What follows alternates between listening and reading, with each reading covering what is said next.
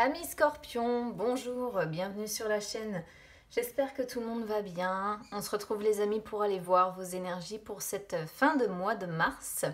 Alors, je vais commencer le tirage avec un de mes tarots. Je vais faire simplement une coupe pour voir, on va dire, la tendance générale de cette fin de mois de mars. Ensuite, avec mon petit Lenormand, je vais venir faire un tirage en croix. Et puis, au niveau des énergies sentimentales, je viendrai utiliser mon chakra du cœur. Je suis en train de faire de la place sur mon bureau parce que j'en ai partout. Allez, c'est parti. On y va déjà avec le tarot, les amis.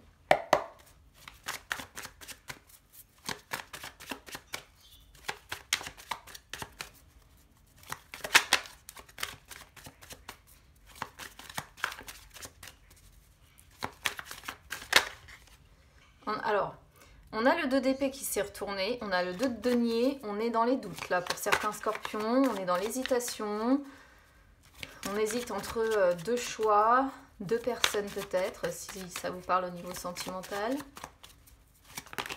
deux situations, deux travail, ça peut être plein de choses.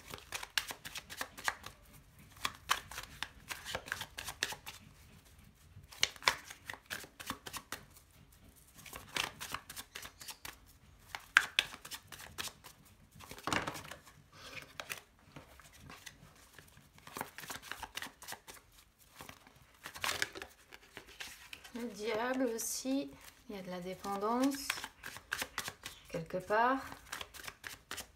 Ou l'appel de la passion.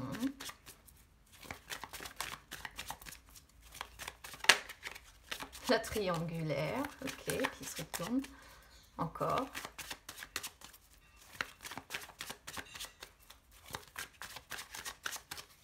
Allez, on y va. Alors, on a un 2 de coupe. Et on a l'étoile.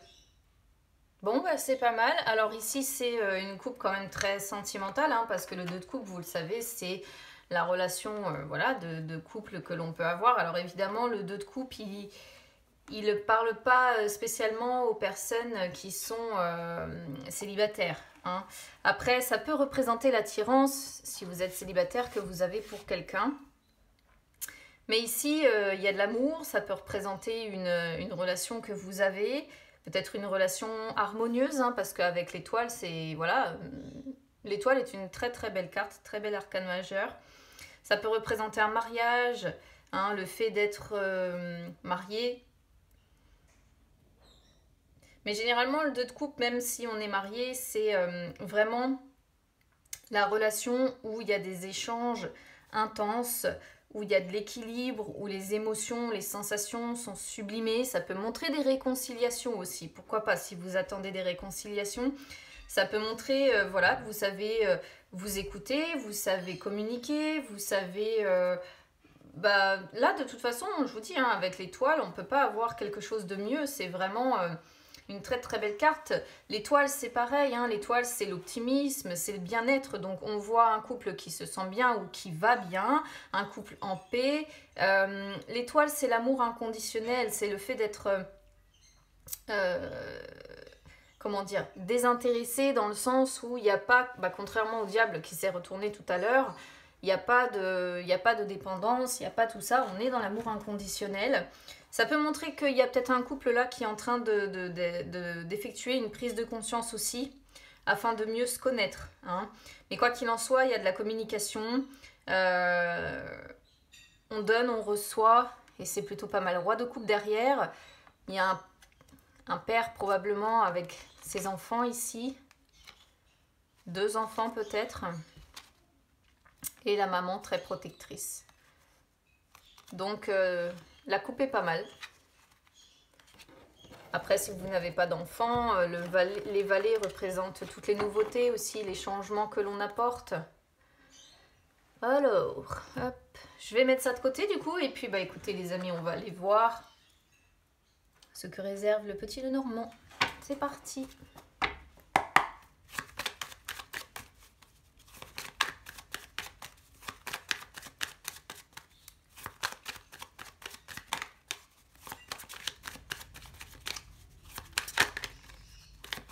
Vous voyez les échanges, hein, il y a le jardin qui se retourne, les échanges, les partages.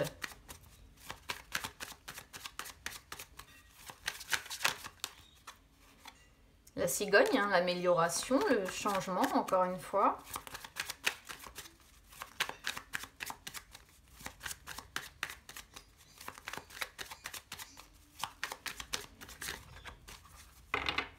Allez, on y va. Là, en tout cas, on est sur une très très belle coupe, hein, les amis. On va voir de quoi nous parle le petit Lenormand. Alors, ce qui est positif, les souris avec les nuages. Ce qui est négatif. Ah. On a le choix qui ressort, les oiseaux. Ça, c'est ce qu'on avait au début tout à l'heure. Le bouquet, la faux, le jardin qui revient encore, le chien, la lettre. Alors, qu'est-ce qu'on voit ici? C'est assez... On va dire que c'est pas spécialement aussi beau que la coupe. Du coup, ici, je sais, vous allez dire, j'en parle encore, mais en fait, on pourrait être encore sur une histoire de triangulaire parce que... je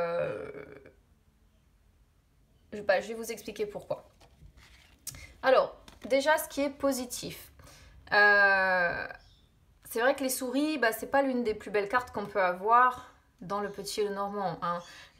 Les souris représentent les tracas, les soucis, l'anxiété que l'on ressent, les difficultés de la vie qu'on rencontre, le fait d'être sans cesse, vous voyez, grignoté par ses problèmes, par son mental, etc., par ses pensées. C'est un peu la carte qui représente aussi... le fait de la capacité qu'on peut avoir à s'auto-détruire. Mais là, on est sur la position de ce qui est favorable. Donc, ce stress-là, pour moi, il est passager. Et je pense que d'ici fin mars, vous allez réussir à vous apaiser un petit peu quand même. Parce que les nuages représentent les doutes. Alors, les doutes, c'est ce que... On en a beaucoup, hein, quand même, de cartes de doute ici. On en avait aussi qui ont sauté lorsque j'ai battu comme ça le tarot. Il y a des doutes, il y a peut-être des conflits. Alors ici, ça pourrait représenter le fait que lorsque vous rencontrez des conflits, admettons, sur cette fin de mois de mars, ça a tendance à énormément vous stresser. Lorsque, voilà, vous prenez la tête, en fait, avec quelqu'un, ça vous occasionne un pic d'anxiété, un pic d'angoisse. Ça pourrait représenter ça, mais on voit que c'est passager, en fait. C'est-à-dire que vous vous prenez la tête, ça vous angoisse, certes, mais après... vous vous libérez, ça va mieux après la pluie, le beau temps. Donc c'est peut-être ça qu'on essaye de vous dire ici, c'est que passager et finalement il faut essayer de voir le bon côté des choses. C'est-à-dire que même si ça vous stresse sur le moment, même si c'est compliqué, en fait, ce qui est positif, c'est que ça ne dure pas. Voilà ce qu'on voit. Il peut y avoir l'idée aussi avec les nuages d'un changement qui va intervenir là sur cette fin de mois de mars. Il faudra voir peut-être début avril, du coup, parce qu'on avait la cigogne tout à l'heure, et la cigogne représente le printemps. Donc peut-être que là, ça va être encore relativement stressant sur cette fin de mois de mars, mais je pense qu'il y a une libération à venir, un changement à venir, une amélioration probablement, mais il faudra voir, de toute façon le printemps vous allez me dire c'est bientôt là, donc c'est sur fin mars, il faudra voir début avril, je pense que ça devrait s'arranger pour certains scorpions début avril du coup. Alors, qu'est-ce qui est négatif?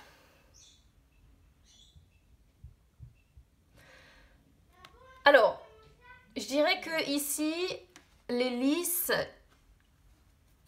il peut y avoir plusieurs significations. En fait,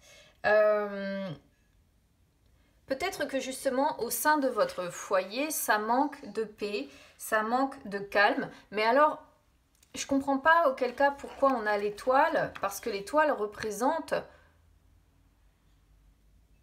l'apaisement, justement, la tranquillité, la paix. Après, si vous êtes en triangulaire, parce que j'en parlais et c'est une possibilité, peut-être qu'il y a une des deux relations ici où vous avez vraiment l'amour, la compréhension, etc. etc. mais c'est peut-être pas la personne avec qui vous êtes marié. Là, j'ai un peu de mal du coup à comprendre la coupe. Parce que ici, ça pourrait montrer donc que, bah, étant donné que la paix, la tranquillité représentée par les lys sort sur la position défavorable, justement, il peut y avoir une tendance à l'orage et ça peut manquer de paix et de tranquillité, mais ça ne correspond pas, si vous voulez, à ce qu'on a sur le tarot. Et c'est le premier signe que je fais là où la coupe ne correspond pas vraiment. Après, évidemment, ça peut représenter ici, parce que vous êtes du signe du Scorpion et pour vous, la sexualité, c'est quelque chose de très important. Ça peut représenter ici, au travers des lys, un petit peu le côté sexuel, avec donc la personne avec qui vous avez construit votre foyer, et auquel cas, peut-être que ça manque un petit peu de sexualité, et c'est peut-être quelque chose que vous ne vivez pas très très bien. Pourquoi je vous dis ça? Parce que l'étoile, comme je disais, c'est l'amour inconditionnel, mais c'est pas la passion. Après, le 2 de coupe peut représenter les relations sexuelles, mais quand on a relation sexuelle suivie de l'étoile, l'étoile, c'est vraiment plutôt l'amour inconditionnel, la relation un petit peu, c'est pas platonique hein, non plus, mais c'est quelque chose de calme, quelque chose de très, comment je pourrais vous dire ça, c'est comme l'eau, c'est fluide, mais c'est pas la passion. Et les lys, c'est vrai, représentent le côté sexualité, le côté désir sexuel, hein, c'est la passion, et justement là, ça pourrait montrer l'absence d'excitation, l'absence de relations sexuelles, l'absence de passion. C'est un peu la chasteté qui ressort ici. Et c'est bien donc avec la personne avec qui certainement vous avez fondé votre famille ou votre foyer ici. Il y a vraiment, moi je pense, je le traduis comme ça. Hein. C'est rare que je parle de tout ce qui va être rapport sexuel, mais ici on pourrait voir un vrai problème par rapport à ça, comme si effectivement il y avait une absence de...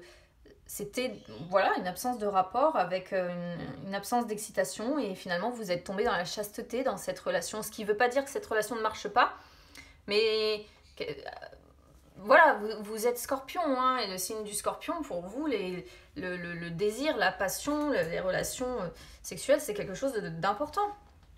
Voilà. Alors, sur le conseil ici, on a le choix et on a les oiseaux. Alors, on voit qu'il y a quand même un dilemme qui se pose ici. On rejoint un petit peu ce qu'on avait au départ, à savoir les indécisions, les doutes. On se pose des questions. On voit qu'il y a... Là, on vous dit, en gros, on vous conseille, en tout cas, d'effectuer une remise en question par rapport aux problèmes que vous rencontrez dans votre relation. Alors, cette carte-là des oiseaux, je la sors souvent sur les carrés amoureux ou les triangulaires.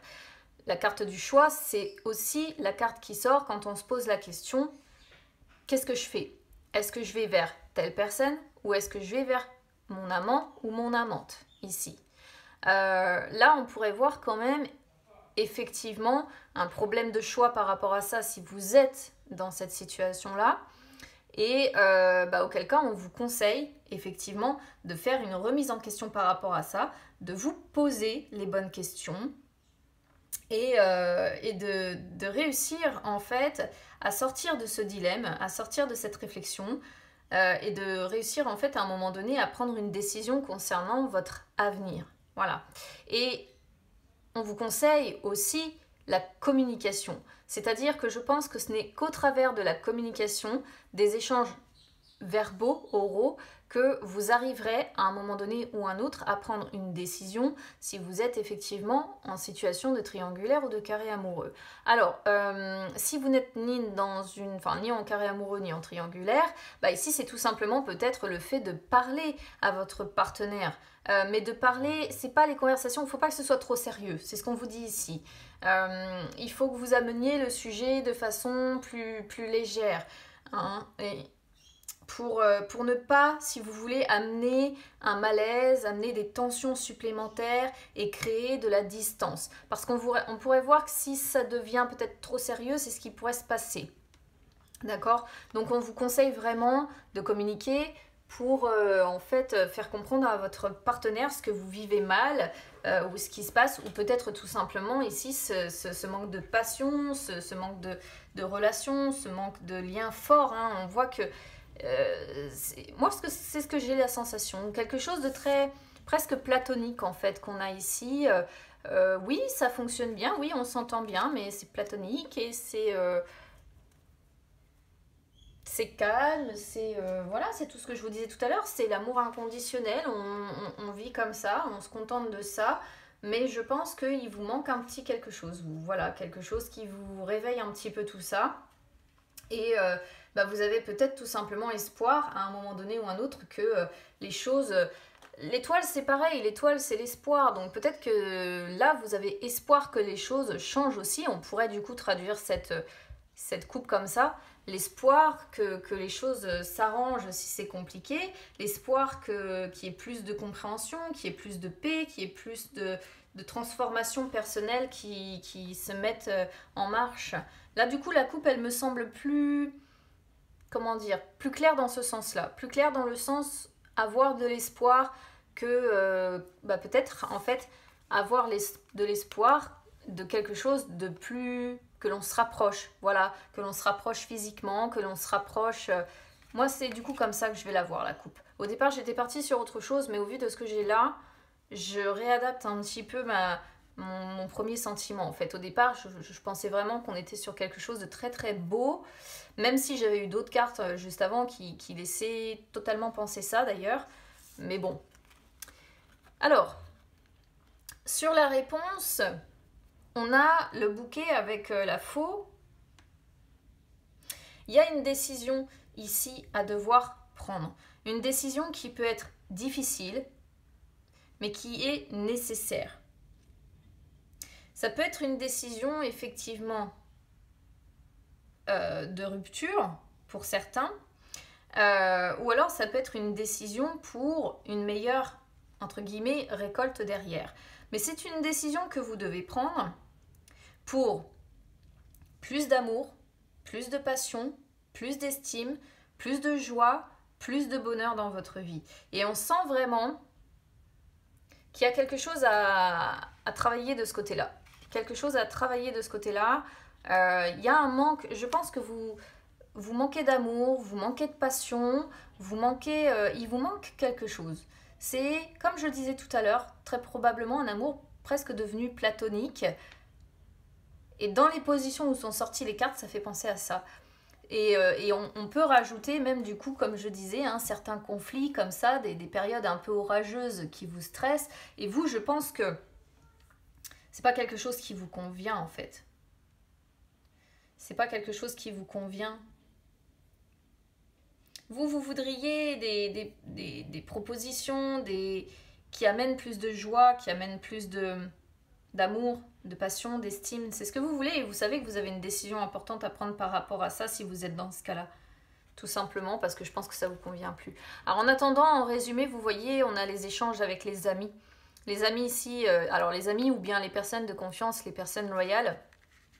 Le jardin plus le chien, c'est vraiment ça. Moi, généralement, c'est le cercle amical que l'on voit ici. Et c'est avec eux peut-être que vous avez beaucoup d'échanges, que vous échangez énormément. Ici, on pourrait voir aussi au travers de cette carte-là des oiseaux. Peut-être que vous parlez de ce qui se passe avec votre cercle social, avec vos amis, mais proches. C'est vraiment le chien, voilà, c'est vraiment les personnes en qui vous avez confiance, les personnes loyales, les personnes qui vous soutiennent, quoi qu'il en soit. Et le jardin, c'est bien le cercle social, c'est bien les échanges aussi. On a deux cartes qui montrent des échanges, comme ça, des moments de partage. Et c'est aussi, comment dire, quand vous avez l'occasion de voir vos amis, en fait, je pense que c'est aussi pour vous un moment de liberté totale. Voilà, un moment de détente. Donc ça, c'est positif. C'est-à-dire que, bon, bah, c'est tout. Dans votre relation principale, vous avez espoir que les choses s'améliorent, vous avez espoir que ça bouge, mais Bah, en attendant, voilà, je pense que vous avancez comme ça, avec des périodes orageuses. Vous essayez, je sais pas, certainement de trouver une solution par rapport à ça, mais il y a quand même beaucoup d'échanges et je pense que c'est avec les personnes qui vous entourent. On a encore l'étoile, regardez, vous voyez, vous patientez, vous continuez quoi qu'il en soit parce que vous avez espoir. Vous avez espoir d'avancer, de trouver une solution, mais on voit que ça tourne un peu en rond quand même, hein. Ça tourne un peu en rond. Bon, ou en tout cas, c'est vous qui avez la sensation que ça tourne peut-être en rond aussi. On va aller voir du côté des énergies sentimentales, même si je pense que, ben voilà, on était dessus ici.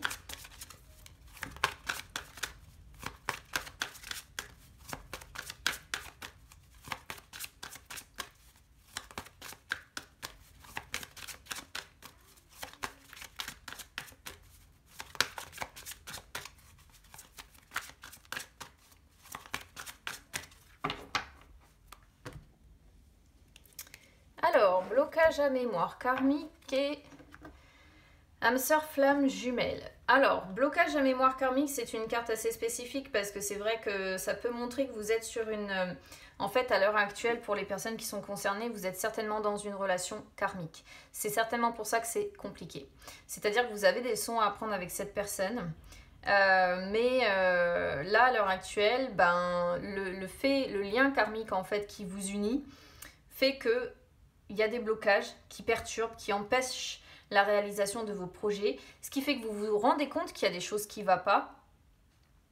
Mais malgré vos efforts, bah, il n'y a rien qui se passe comme vous voudriez. Donc, de nouveau, hein, c'est une carte qui peut montrer les angoisses, qui peut montrer les moments de colère. Et on vous dit que bah, c'est normal, puisque de toute façon, ça ne fonctionne pas comme il faudrait. Donc, il faudrait peut-être que vous fassiez un nettoyage, vous, énergétique. Votre partenaire aussi, probablement. Parce que tant que vous ne guérirez pas de ces mémoires, en fait, vous allez...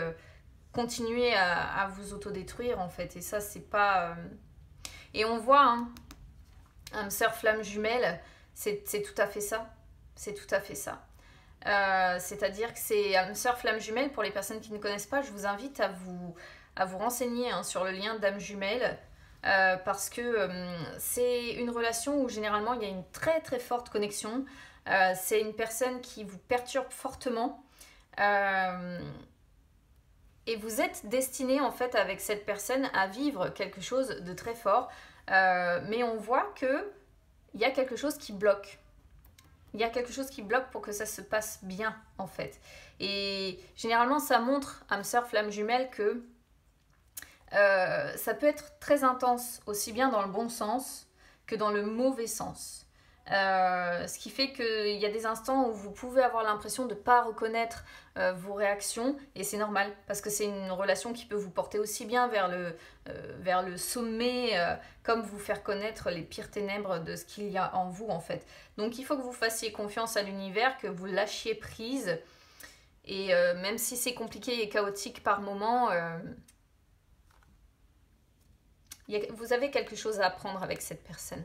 Et là, on a encore le choix derrière. Ce qu'on retrouve sur le petit nœud normand. Il y a un choix à faire. Donc, peut-être un choix à faire de dire, est-ce que je ne devrais pas, à un moment donné, effectivement, partir, retrouver quelque chose de différent. Un choix à faire entre la liberté, un petit peu, et la vie en commun. C'est ce qu'on pourrait voir ici.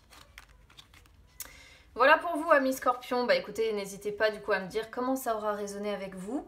N'hésitez pas à vous abonner à la chaîne, hein, c'est gratuit. Ou à me suivre sur les réseaux sociaux, Instagram, Facebook, c'est gratuit également. Écoutez, je vous souhaite bon courage. J'espère que les choses vont se rétablir dans votre relation. Parlez, hein, les amis, parlez. N'hésitez pas à exprimer ce dont vous avez besoin, ce qui vous manque. Et puis, grâce au dialogue, à un moment donné, la faux peut montrer qu'il y aura... la fin d'un cycle et que les choses repartiront peut-être sur de bonnes bases. Allez, à très bientôt.